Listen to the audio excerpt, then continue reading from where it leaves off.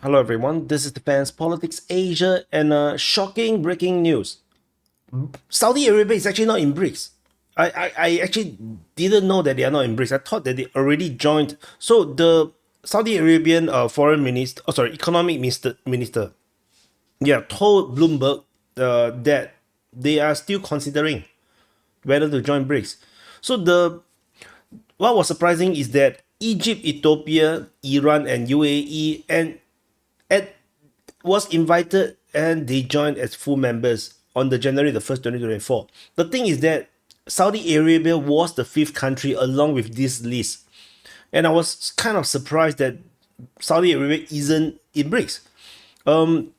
Because you see, there is five permanent members, in BRICS, the core members, right? Brazil, Russia, India, China, and Saudi Arabia, South Africa, and each in that session, in that cycle, they each chose one guy to join.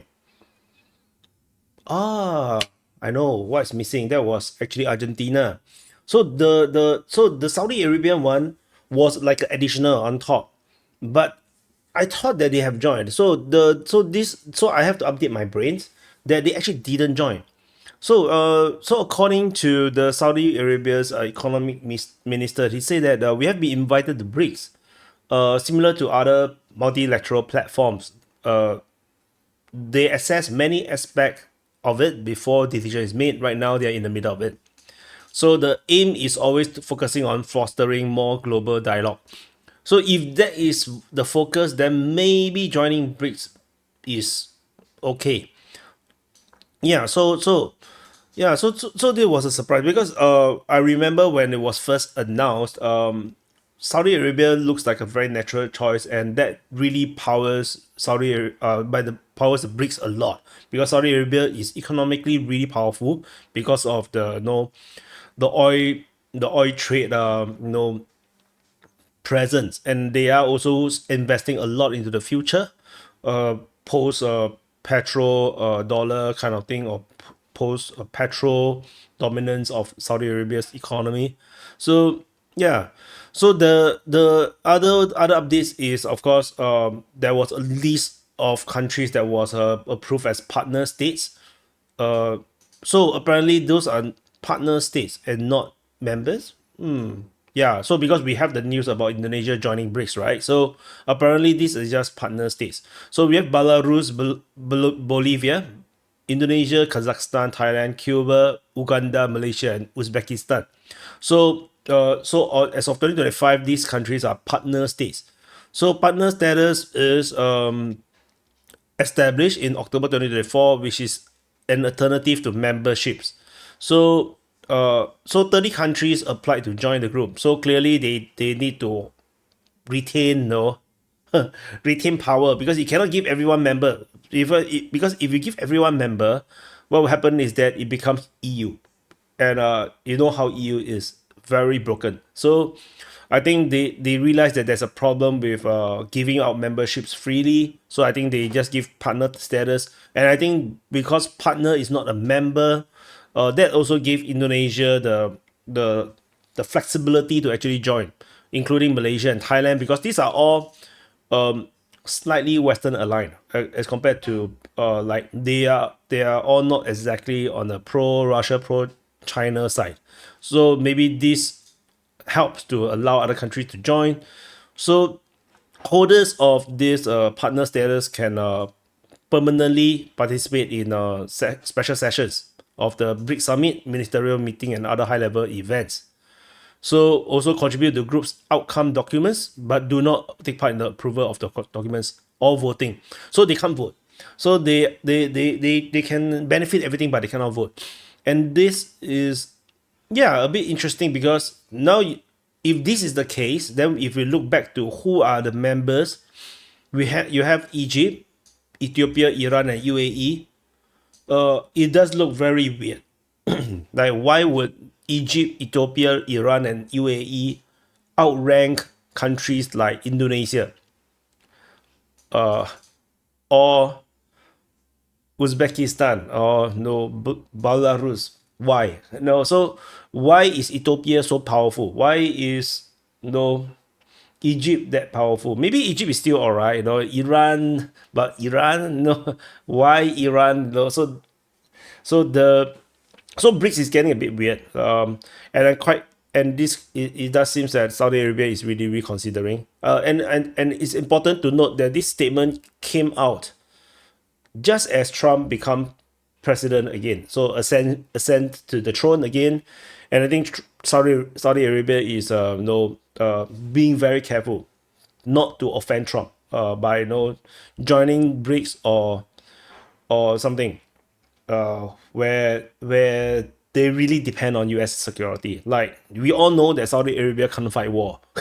they can't even defeat the sand people in Yemen. They can't defeat the Houthis. Yeah, so it reminds me of Dune. They can't defeat the people who live in the desert. Oh, the Saudi Arabians also live in the desert. But yeah, so Saudi Arabia is trying to be very careful because Saudi Arabia can no longer operate as a tribal country like they used to 100 years ago, nor even 30 years ago.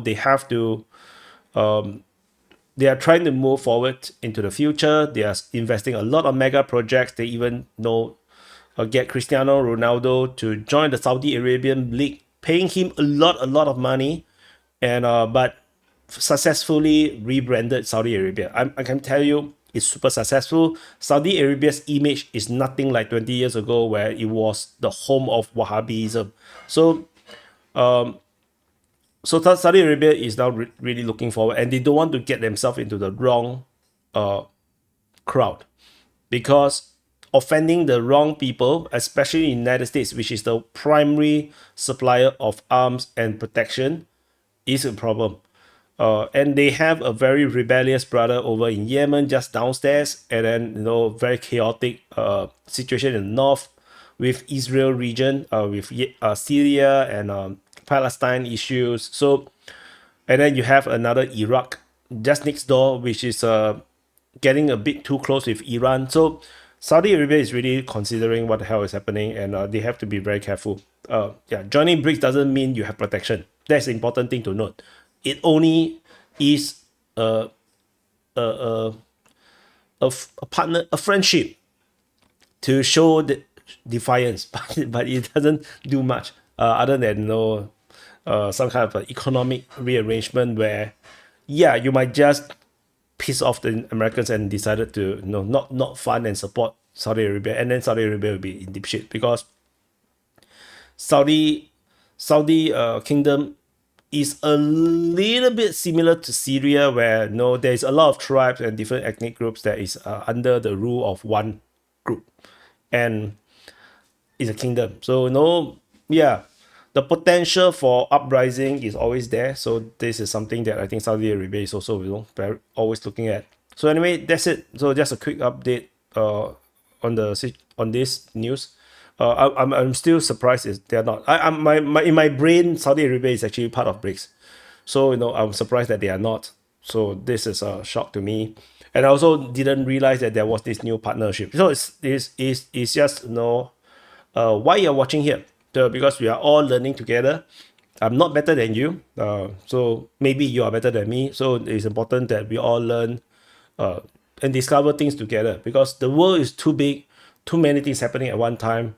And imagine, like, there's so many news that I want to cover, I can't cover, just way too many crazy things happening all at the same time. So anyway, so work together, join the DPA forum, join the Discord, join the chat group, be part of the DPA community, join the DPA open mic.